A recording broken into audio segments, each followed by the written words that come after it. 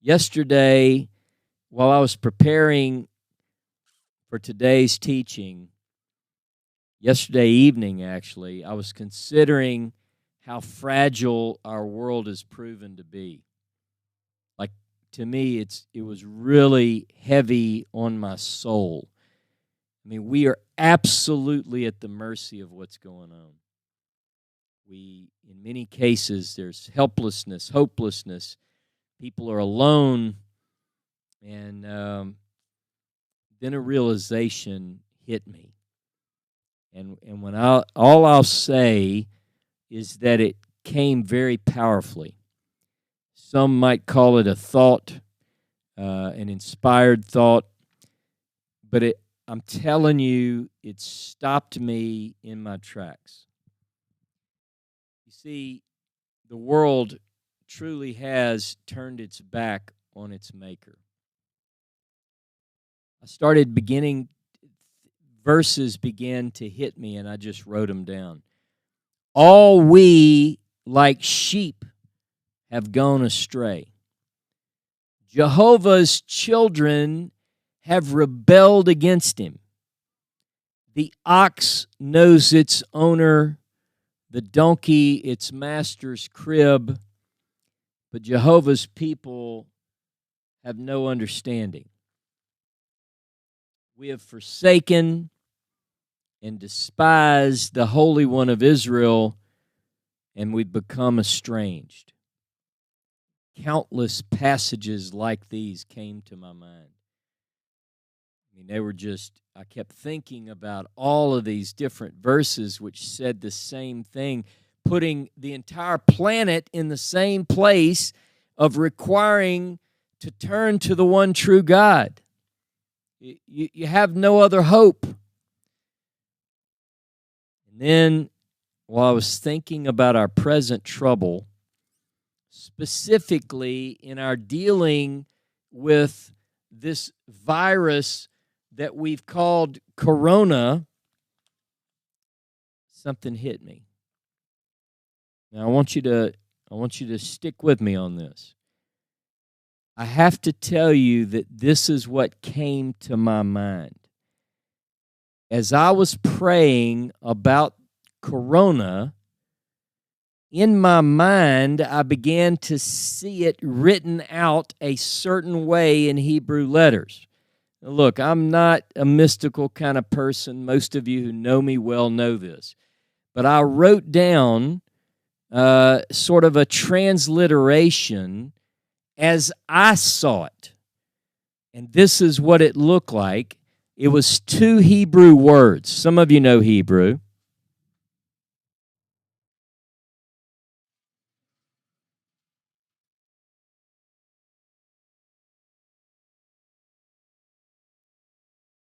Two Hebrew words. If you know Hebrew, krana,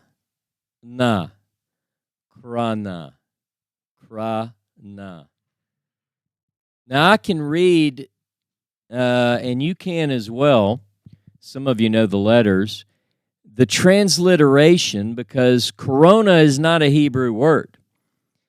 But in a newspaper or in the media, if you had your television on watching the news in Hebrew, you would see a transliteration of it if you had your, the texting on underneath as the news media talks about it. They're not going to spell it exactly like this, but it's going to be very close. You've got to have the Kof, the Resh, the Aleph, the Nun, the Aleph. The vowels may be a little bit different, but this is a biblical phrase. And to me, it meant something. It was a message that I felt that I had to give you today.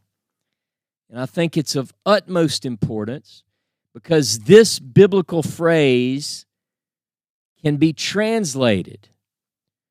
Kra means to call out or to cry. It even looks like the English cry in a way. You hear the cry, cra. It means to call out or to cry.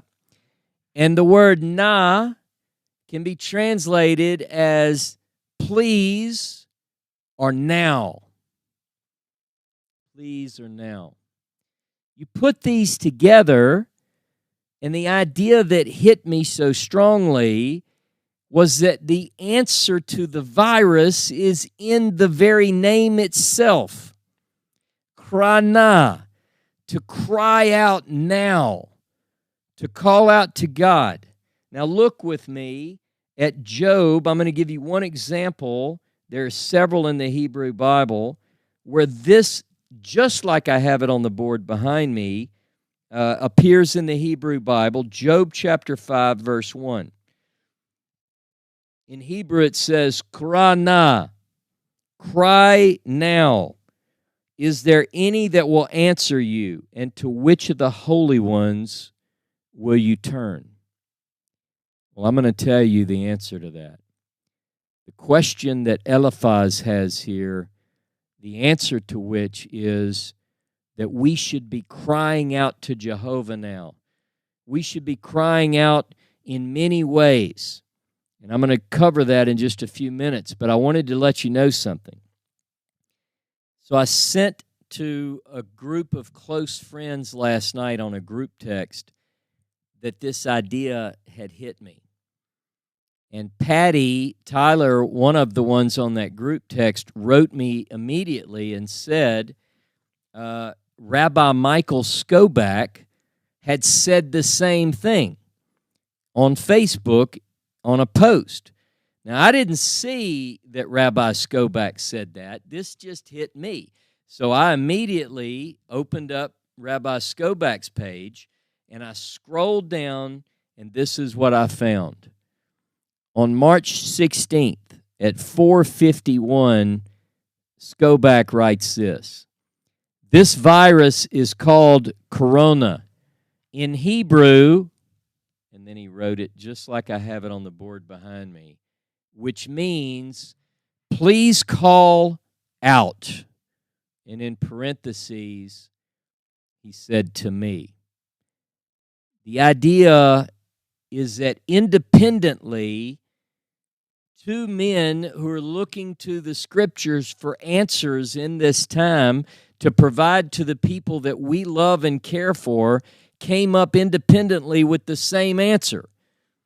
The answer is that we ought to follow what the experts are telling us, but all they're saying is be separate and stay clean. But we ought to be crying out to Jehovah. I wrote this incident down on my calendar, and this is what I want you to understand very clearly. I want to ask you to do something. I'm going to beg you to do something. I want all of you here to do your best to join me over the next several days, and I'm going to describe why and what I want you to do. You don't owe me a commitment.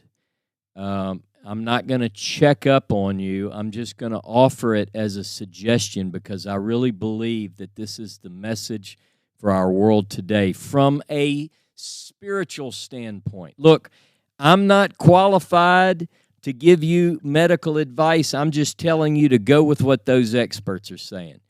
The only thing I know is the Word of God, and this is what I feel like I should tell you. This is what I do. Over the next 19 days, and I'm going to tell you why 19 in a minute. Over the next 19 days, I want us to come together and agree and cry out to God.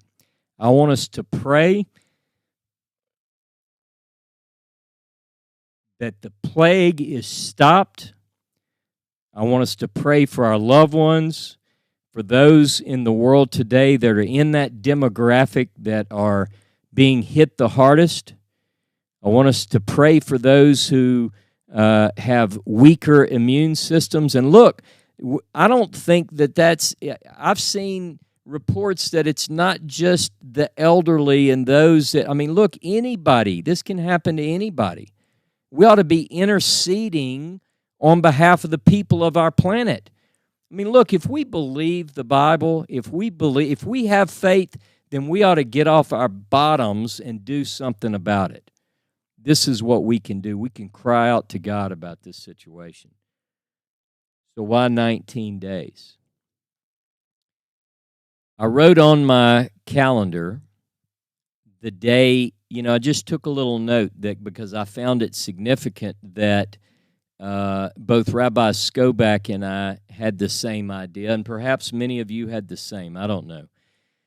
But I wrote it down, and I started thinking about asking people to pray together, to come together. And I might even do it at a certain time. But stay tuned. But so I said I started today on Saturday. Today, Saturday, March the 21st.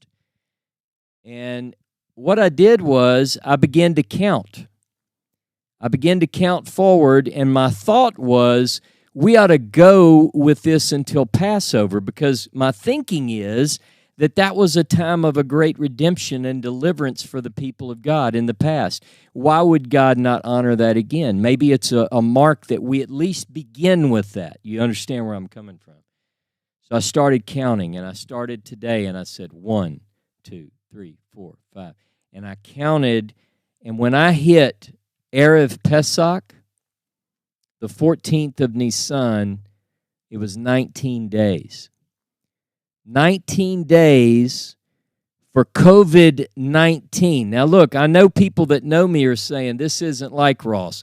Well, none of us are the same right now. So bear with me. I thought the coronavirus can be understood in this manner. Call out now. Call out, please, to God. And it's referred to as COVID-19. So the number 19 showed up.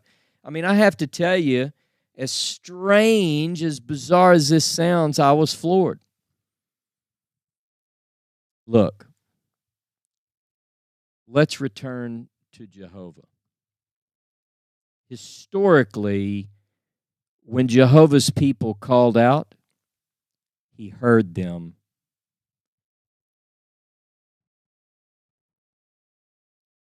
I pray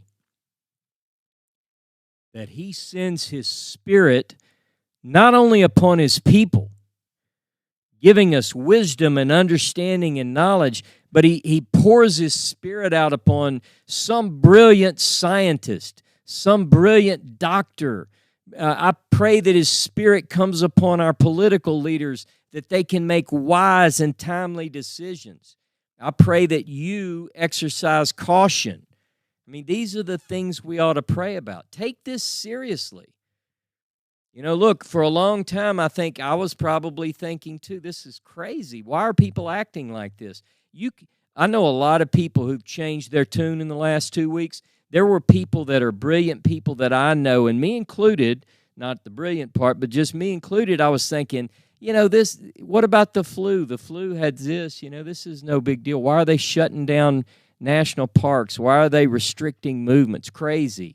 There are people out there who are saying that this is some grand act by some one world order. Look, conspiracy or not, this is serious.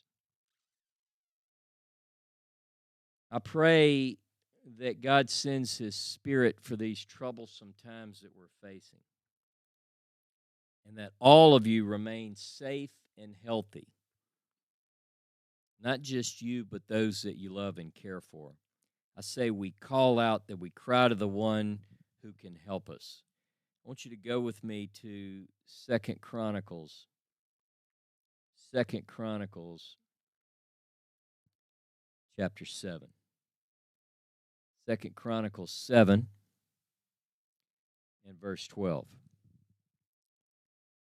And Jehovah appeared to Solomon by night and said unto him, I've heard your prayer and have chosen this place.